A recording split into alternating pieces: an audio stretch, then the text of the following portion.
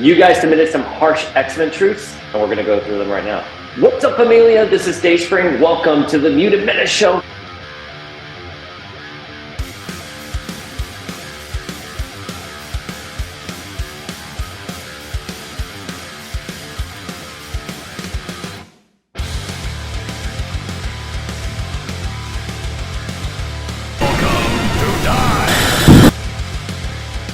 Yeah, so I was coming back from work last night and I was on the Metro North going into Grand Central, and I was kind of like brainstorming ideas on what we can call the show. We already call our book club the Mutant Menace Book Club. So I was like, well, I have the logo, so let's just do Mutant Menace. And Mutant Menace is sort of going to be a space where we can just be hyper analytical, vocal, and dissect everything about our favorite Krakoans. But before we begin, please hit that subscribe button right down there in the corner. I don't know where it is. I'm actually not even looking at myself. I'm just looking at the sheet with notes. But once again, guys, I apologize for the sound. I apologize for the background. Actually, I don't apologize for this background because it's Carlos Pacheco's X-Men art, and I love this art. It was in the X-Men DK books, Ultimate, whatever it was called, guide from the early aughts, right before Wikipedia hit. I love this background. I think it was specifically created for that book. Obviously, this cover would be used for variant covers over in Spain, and Carlos would actually even edit it a little bit to make it look a little different. But anyways, I love this background, so I'm not apologizing. All right, so last night, I posted on Instagram, on the Power of X-Men Instagram page, an NGL link saying, give me your hard X-Men truths right here, and I'll answer them live. And some of them were really, really funny. And I have them right here. And we got a lot of responses, so I'm only pulling out a few that we can discuss that I thought were the most amusing. If you checked out my Insta story last night, I was drunk and I started kind of touching base on some of these because some of them were just flat out hysterical. But anyways, let's dive into it. Our first question is, any plans for a big and long X-Men TV live action series like Smallville with many seasons, including X-Men, the Brotherhood, Apocalypse, Weapon X, the Hellfire Club, Bastion, and the Sentinels? We need it so much. This question is absolutely wonderful, but I want to kind of break it down a little bit. No, we do not need a Smallville type show for the X-Men. Smallville in 1999, I know because I saw it when it premiered, was groundbreaking. It was wonderful. I mean, that image of Tom Welling as Superman as a scarecrow, with the S painted on his chest, iconic. And I never want to rob Smallville of the work it did for having superheroes on television. I used to cover Smallville for a news source back when it was in season 10, season 9, something like that. So I have a lot of love for Smallville. But Smallville was a CW level type show at best. It was not like Buffy or Charmed or Angel. I mean, the narratives were a little bit more geared towards teen and having that more salacious teen drama. You couldn't really scratch the surface because there wasn't much beneath there. So I'm not throwing any shade on that. However, I do think we did get a Smallville level type show in The Gifted. And of course, we tackled the Hellfire Club there, among many of those other storylines. And the thing about The Gifted was I didn't really tune into The Gifted. I love Amy Acker. I loved her in Angel. I thought she was a wonderful Illyria, but to have her play the mom type character on the show, I was like, not really sold here. If you have Amy Acker on your show, you give her a much bigger, more meaty role. I liked Skylar Samuels as the Stepford Cuckoos. I thought that was wonderful casting, but there was something about The Gifted that didn't really land with me, did not resonate with me. Also, I think X-Men continuity in the Foxverse is such a mess, and we got characters like Blink in the show when we already saw her in Days of Future Past. Now, of course, in Days of Future Past, that timeline was wiped out. So you can argue that Blink being there in The Gifted, was kind of like a reboot and all that stuff. But it's too much of a mess. It's too much to make sense of. And I don't want to make sense of it. I want to watch something that's part of a larger narrative. Sort of like how WandaVision, Hawkeye, Loki, Miss Marvel, all those shows contribute to a larger narrative, and they try to follow some sense of continuity. So that's why I'm going to say, I don't want a Smallville level type show. We also got another live action show called Mutant X back in the day, for those of you who were around and watching TV. And it was kind of like a Hercules Xena type show that aired, on like a weekend afternoon. And it was fine. It had no relation to Havoc or Madeline Pryor and that wonderful series, Mutant X, which I love very much. So the question says, any plans for a big and long X-Men TV live action series? I want to clarify, I do not work for Marvel. I am just a YouTuber here commenting on my feels and thoughts. I will say I have not heard officially that there are any X-Men TV shows coming down the pipeline. However, with Disney Plus, I think it's I think it's safe to assume that we are going to get an X-Men show on the horizon. To what degree, I don't know. We do see them trying to experiment with ways of adapting comic book stories, right? The really big rumor right now is that we're going to get Vision Quest. So they're going to adapt that West Coast Avengers storyline. WandaVision was an adaptation of the Vision and Scarlet Witch series. So let's see what they do with it. I have an open heart. I would love to see the X-Men on a long-term television show. The only thing I'm going to say is I think Disney Plus is a bit too small of a venue for the X-Men. I want the X-Men to be you have to go to the movie theaters kind of property. So I don't know, I want to say this in a way that sort of makes sense. I want to say this in a way that is respectful. So having some of the stories on Disney Plus make it feel smaller, but it's not true for all of the characters because again, I think Elizabeth Olsen and Anthony Mackie are incredible A-list Avengers who you can put them on the big screen and people will flock to go see them. Similarly, you put them on Disney Plus, people are going to enjoy that show. But something to be said when the property kicks off in Disney Plus, if that makes sense. Like She-Hulk, Moon Knight, those felt very small to me. Like maybe if I had gotten Moon Knight and She-Hulk in an Avengers movie or something else like that, I wouldn't have felt that way. But the CG was terrible. And sidebar, I'm tired of people defending the CG for Moon Knight and She-Hulk. It was awful. Let's just admit it. It was awful CG. The quality was just bad. For a Disney Plus show, the bar is set really high. It's really unfair. I understand that. However, if you can't do She-Hulk or Moon Knight with these lower production costs, then don't do them. Save them for the movie. I guarantee you everyone would have gone wild in Avengers 5 if you brought in She-Hulk, if you brought in Moon Knight in Blade or something like that. I don't know. People would just have gone crazy for them like that. And then you can bring them into Disney Plus and you can forgive some of those project, budgets and stuff like that. But no, I think if we're going to do the X-Men have to come out first on the big screen and then we can bring them into Disney Plus. But I don't think the core story, stuff like the Sentinels and Apocalypse, should run through Disney Plus. It should just be on movies. If you want to show a Project Wide Awake series, how the Sentinels were created, that's fine. Go through all of that, but make sure it feeds into a larger movie. If you want to do a Apocalypse origin story that would feed into a much larger Apocalypse themed movie, that's great too. In fact, Kang has ties to Apocalypse, and Kang was actually introduced in Loki, and I actually thought that was done really, really well. You can have Kang come into an Apocalypse series, and you can show that little secret origin there, something that you just wouldn't have time for in a movie, and then have it streamed through there. I love how I'm talking and realizing my feelings right now because, yeah, that's actually what I would epitomize my feelings for a Disney Plus show. It's whatever you don't have time for in a movie should come into a Disney Plus series. All right, our next question is, what's something from Ultimate X-Men that you wish was brought to this new version of X-Men? Well, the first thing that comes to my mind is Blob eating Wasp. I fucking hate Wasp. But in all seriousness, I think Ultimate X-Men, when it first came out in the early aughts, was absolutely groundbreaking. And, Joe Quesada had said that the line was a way to get new readers into the X-Men mythos. And I think that first arc, Tomorrow People and World Tour, those first two arcs were absolutely so wonderful. I enjoyed them so much.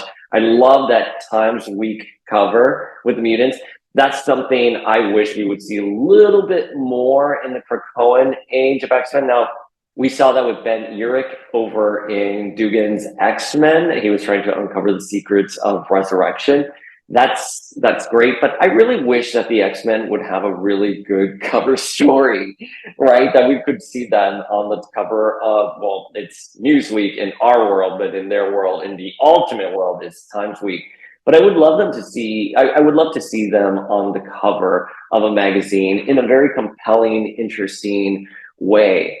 I think the fact that we have Krakoa now and it's a mutant nation is a very interesting story, but I think in terms of world building, it's fallen kind of flat. I don't think that we've really seen larger world consequences for the mutants establishing their own nation. I'm not saying they did not touch upon it or have not touched upon it or continue to touch upon it, but I don't think it's being handled in a very evocative, fun way. We were talking to Cena Grace on the podcast, and he was talking about Krakoa and how the mutant metaphor needed to evolve. And I agree. The idea of otherness in today's world is very different from otherness back in the early 90s, in the 80s, right? So the mutants have to evolve as a metaphor. I think Grant Morrison understood that. If you read New X-Men, you'll see that Grant Morrison, they were trying to tell a story of what it meant to be a mutant in today's world and how they would assimilate into culture, how we would have fashion designers that were mutants, how there would be drugs to enhance mutant abilities. It was just a really interesting take. I do feel that the X-Men right now have evolved in terms of their metaphor, but I don't think the writers right now in the X office have landed on that metaphor specifically. But in terms of story points from Ultimate X-Men that I would bring over, I love the Colossus and North Star romance. People seem to have forgotten about that. That was very groundbreaking when it happened. I would love to see that kind of carry over. I love Strife and Onslaught, the way they handled that. I thought it was extremely clever and fun. But in terms of actual plot points, I love Colossus and North Star. When that happened in the books back in the mid-aughts, that was groundbreaking. People really loved it. And now everyone's forgotten about it. All right, next question is, give the X-Men a trilogy, then have them meet other MCU people. So we've kind of seen the X-Men already doing that trilogy format, 3 movies, and then you move to something else, right? We got that with the original trilogy. We got that with the prequels. We got that with Wolverine. I'm kind of done with that. I'm ready for the X-Men to be part of the larger MCU. I think the way they assembled the Avengers was really clever. I would love to see a Storm movie, a Rogue movie, a Cyclops movie, a Wolverine movie, and let them all kind of come together and find each other. I do think that's out of the MCU's wheelhouse right now. I think the MCU is a big mess right now, and I just don't see it happening like that, unfortunately. So maybe they are going to start with like a team movie. We already know Kamala has an active X gene that was alluded to at the end of her series. So the X-Men, the mutants, however you want to define them in the context of the MCU, have already integrated themselves in a larger narrative. It's just what it is. What if Miss Marvel joins the X-Men and Rogue steals her powers instead of Captain Marvel? Maybe Teen Rogue, an X-Men evolution Rogue.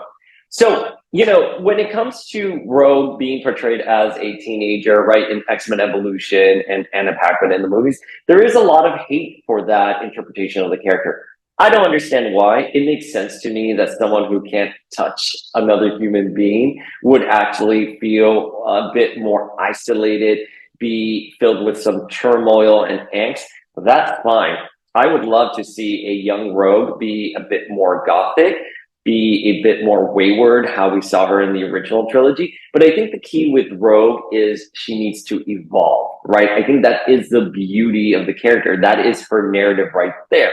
She may have started off a little unsure of herself, but then she rises to the occasion. She becomes a powerhouse. She becomes sassy. She becomes witty. And although she's still haunted by the fact that she can't really control her powers, depending on the story, she is still pretty confident and she can still really beat people down with both her fists and her words. So that's what's going to be key for me if you're going to introduce Rogue in the Marvels, whether it's Keke Palmer or another actress. I really want her to have an evolution throughout her tenure in the MCU. Make sure that she evolves, that she just doesn't stay how Anna Paquin stayed in the X-Men movies. She remained, even in Days of Future Past, even though we got a road cut, she became bashful. She stayed bashful and sort of unsure of herself. And no, Rogue, you need her to be sassy, you need her to be strong, and that's what I want for her. In terms of her stealing Miss Marvel's power instead of Captain Marvel's power, I don't know. First of all, here are my feels about Miss Marvel being a mutant. I don't mind it personally, but I cannot believe the first officially confirmed mutant in the MCU is Miss Marvel, a character who was not even a mutant in the comics. And that kind of just rubbed me the wrong way because during WandaVision, we all thought Wanda was going to activate the X gene, or we were going to find out that she was a mutant, right? We have the scene with her when she's a little girl and like the bomb is there and, you know, her powers kind of awaken there. And we thought she was going to say, oh, you're a mutant. That's why, you know, that trauma that happened to you, you know, while you were on the brink of teenhood, that activated your powers, but you're also magic based, right? I'm kind of upset that we didn't get that story for Wanda. Similarly, when we had Xavier in Multiverse of Madness, they don't even really call him a mutant. They don't even say the X-Men. We just get the X-Men 97 theme, which is the same theme that plays for Kamala. And I don't know. I just, again, if they had done more groundwork for the mutants, I probably wouldn't have been as upset with Miss Marvel being a mutant. I know originally she was probably supposed to be a mutant in the comic books, but because there were rights issues with the film, they made her an Inhuman because they were trying to make Inhumans happen for a second there. But I've said this before. I think you would have gotten a lot more traction for Miss Marvel had it been unveiled that she was an Inhuman, that there was something in her that made her Inhuman, right? Because you had Black Bolt in Multiverse of Madness, and then you put Kamala as an Inhuman. I think you could have revived the Inhumans brand right then and there. People would have gone crazy for it. That being said, I love Miss Marvel. I love Kamala. I love her series. It's really good. That initial series that came out during the All New, All Different era, you need to read that. It is a great book. I'm happy she is in the MCU. I, again, wouldn't have minded that she would have been unveiled to be a mutant later on, but I don't think as the first mutant, I would have loved to have seen Storm in Black Panther 2. Maybe she will be. I would have loved to have seen Rogue in the Marvels. I would have loved to have seen Wolverine appearing in the background to several films. I wanted Wanda in WandaVision to discover she was a mutant, and then maybe a Multiverse of Madness final world where there were mutants, and she brings in the mutant gene to the MCU proper. So that's sort of where I land with Miss Marvel and sort of her ties to X-Men lore. Would I mind Rogue stealing her powers? Yeah, because Miss Marvel is sort of just starting off in the MCU. And I wouldn't really want Rogue to take her power set. I want her to take Carol's power set. That's true to the comics. That's what I want. I want that invincibility. I want that ability to fly. And that comes from Captain Marvel. Rogue's powers are just to absorb other people's powers. So the flight and invulnerability, that comes from Carol. That's how I want it to happen. Sorry for that rant there. Okay, love Psylocke as a mom. It gives her character some kind of greatness. Kitty would be a great mom too. No, she wouldn't.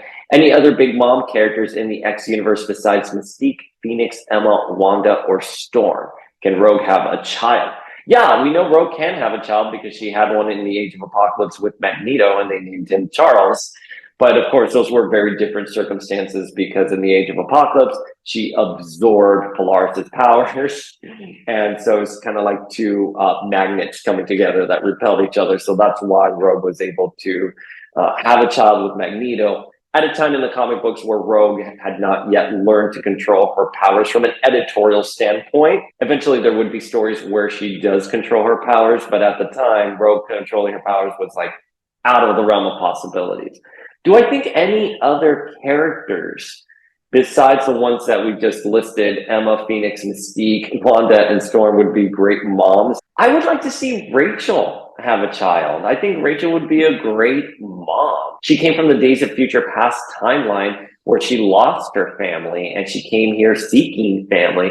It is worth noting that Jean herself has never really bore a child, but she has four in Rachel, Cable, Strife, and Nate running around the 616 universe.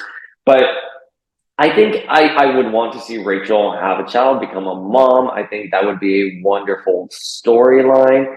And I will actually say I also want Jean to officially have a child in the main 616 universe. Domino is more useful as an X-Woman or X-Men bodyguard like the Hellfire Gala event. What's her origin? I don't know if I really like her as a bodyguard or on, for Cohen's security. I think for Cohen's security is laughable. The fact that during Inferno, Mystique could just steal a Cerebro helmet, can get protocols for Destiny, that to me is laughable. You would think that a mutant nation would make allowances for shapeshifters, people who can mind read, people who can, reverse time and space. And yet you can just walk into an island and steal the spare Cerebro and resurrect whoever you want. I don't know. It just feels like lazy writing. That's going to go back to what I was saying before about world building for Krakoa. It is a very lazy writing, and it's kind of insulting to those of us who actually sit down and read the books and think about them.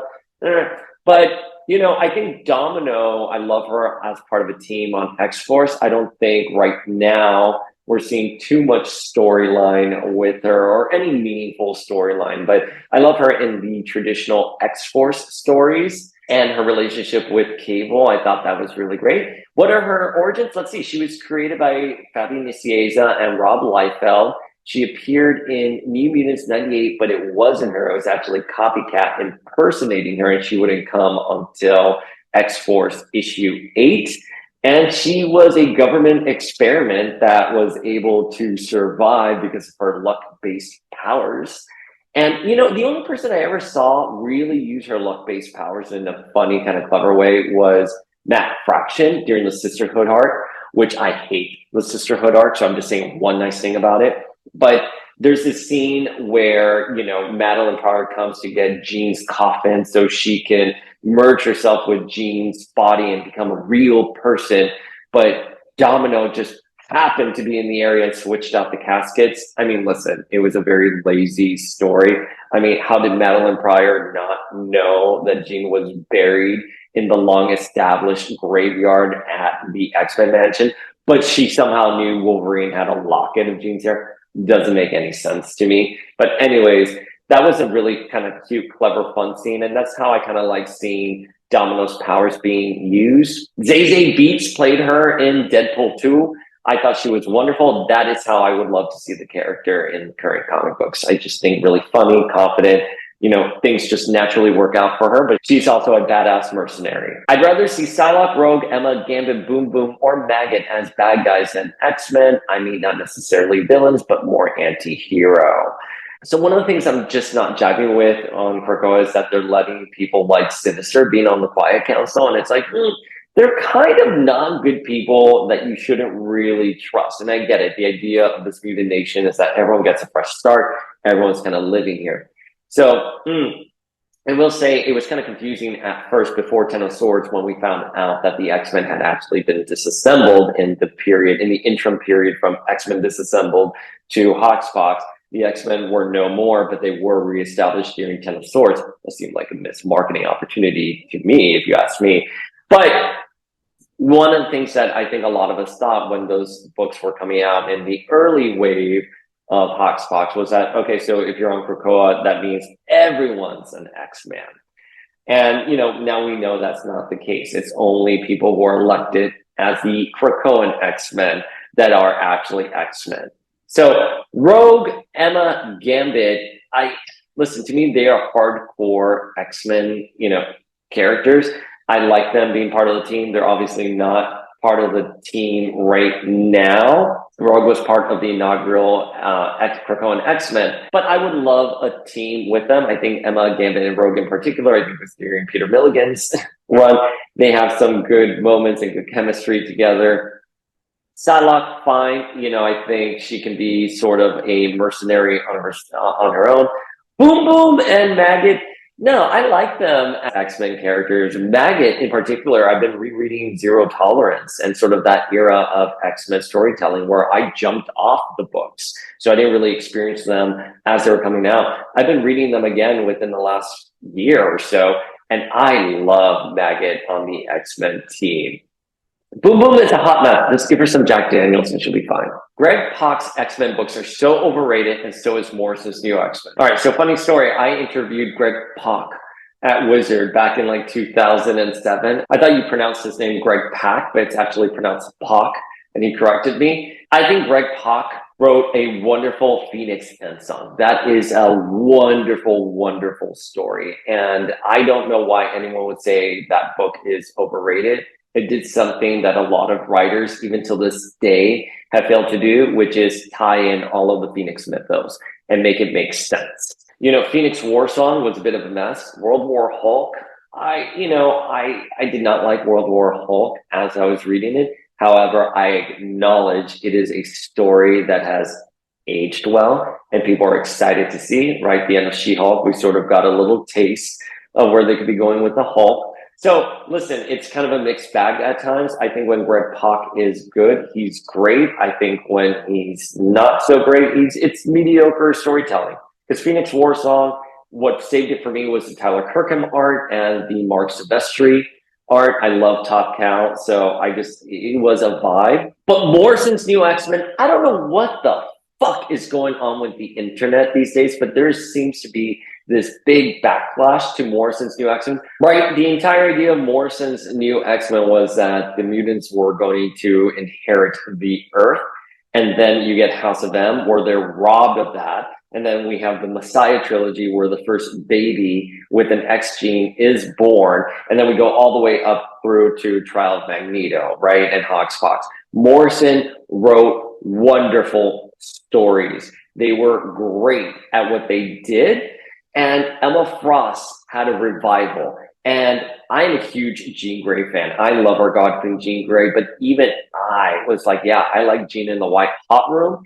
And I think Emma and Scott belong together, right? If you think about Cyclops during that time, he was shaking off possession from Apocalypse. He was becoming more human, right? Because he used to be known as this cold-hearted, Summers brother, leader type figure who never really showed a lot of emotions. But after being possessed by Apocalypse, he was starting to show emotions.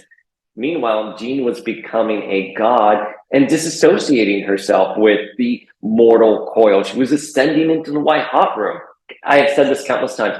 Emma is a character with a lot of heart. Do not dismiss Emma as just a bitch. She is a deeply feeling character who cares about her students. That's why she and Cyclops made sense to me. I am still sold on that romance. Grant Morrison's new X-Men is the bomb. Everyone needs to go read it. I don't understand the people who say they don't like it. To me, I don't trust anyone who says they don't like Grant Morrison. This is a venue where we're going to spill some tea. It's great writing. That is legitimately good writing. You can say it's not for me, but you cannot say that it's overrated because the writing speaks for itself. Pre-Krakoa mutant resurrections were de rigueur. Is it problematic now because there is an in-story rationale for it? The net was cast wide, and the Dawn of X stories especially are a mixed bag. So I agree with you. I think the Dawn of X stories are sort of a mixed bag. I would actually say they're not very good. I'm sorry to say. I think Gary Dugan's X-Men is well written. However, it seems to be very aimless in my opinion. I will say I think Exterminators is a fun, really well done book. Here's the thing about Mutant Resurrection as a literary device plot point. It's brilliant, right? You're forcing the writers to tell a story that doesn't involve a character dying. However, the current slate of writers don't seem to understand that. There are still stories dealing with characters dying, right? We saw this immediately out of the gate with Ten of Swords, where they were like, if you die in Otherworld, you cannot be resurrected on Krakoa. Your protocols come back scrambled. And that to me, I was like, really? What the fuck? Like, you just told us that mutants are immortal now and they can literally resurrect. And now your first major crossover after HoxPox, you're going to say, no, you're actually really going to die. That was just bullshit in my opinion. Similarly in X-Men Red, Magneto died now. And it's like, really? I'm supposed to believe that a character like Magneto is dead now? Can we just do something else with the X-Men that don't involve death? And it seems like they're always dying and brought back within issues. And we even saw that in Judgment Day with the Celestial. I still don't understand how that happened, right? The Celestial literally wiped out the majority of the globe, and then poof, everyone's back. So I don't understand what editorial's obsession with death is. And then they go on later and say, oh, well, death is a revolving door in comic book storytelling because of you, because you guys are the ones who are writing the stories. We are not demanding our favorite characters to die. Magneto should not have died in X-Men Red. Rockslide should not have died in Ten of Swords. Stop making stories that deal with death. You have resurrection there as a literary device. If you do happen to come up with a good story where you need some casualties, but you don't want to write off the character, you have mutant resurrection there. But the way they're handling it right now, I agree with you. It's just a very greedy, and it's too much. All right, and our last question is, Jean Grey should have stayed dead. Sorry. I actually wanted to record a video saying this exact same thing. Jean Grey should have stayed dead. Now, listen, I'm a huge Jean Grey fan, but seeing how she's been treated in the Krakoan age has just made me really upset. I think when she came back during Phoenix Resurrection, it was an okay story. We've spoken with Matt Rosenberg. I am very grateful that he brought Jean back after almost 16 years of being MIA in the X-Men comics. X-Men Red by Tom Taylor was a phenomenal follow-up, and it really showed what it meant to be a superhero in today's world of false news and social media and deep fakes. I thought that was brilliant. It was really well done. It was a little rushed towards the end, but whatever. But then we got into X-Men Disassembled, and then we got into Age of X-Men, and then we got into the Krakoan age. And Jean has felt very wayward. And our God Queen did not die and return from the White Hot Room so she could start the Phoenix Foundation. Right? And for those of you who don't know, at the end of Judgment Day, Jean says she's going to start the Phoenix Foundation where she can bring back some humans who have died. Now, of course, that's really beautiful. Jean is a very compassionate person, so that kind of tracks a little bit with her character. But Marvel is teasing us, and they still continue to tease us with dark web covers, that Jean is going to have ties to the Phoenix again. And whether you want Jean with the Phoenix or not, that is another debate and another conversation for another day. I just wish they would do something of importance with Jean, and it seems since X-Men Red, she's sort of been meandering. All right, folks, that is our video for today. Did you agree with some of the things I said? That's fine. You can leave them down there in the comments. Please hit that subscribe button, and we'll have more videos in the future.